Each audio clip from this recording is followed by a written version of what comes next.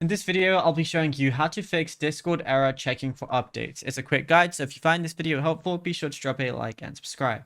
Now, when Discord gets stuck in an infinite checking for updates loop, it means the app's update executable is failing to establish a secure network handshake, or its local launch cache has corrupted. And you can break the update loop and force Discord to boot in under 60 seconds using these efficient steps. So what you want to do firstly is press your Windows key and then type in CMD, and then you want to run it as an administrator.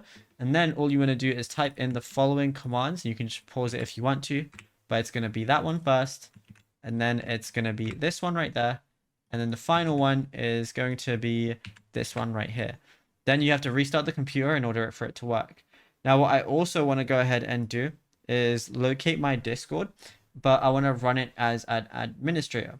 So all I want to go ahead and do is type in Discord. And instead of just like clicking open on it, I want to run it as administrator. And then what I could also do is click I can open up the file location. Then I can right click. Then I can go over to properties. Then once I'm here, go over to compatibility and run the program as an administrator. Click apply and then click OK. And then that should work.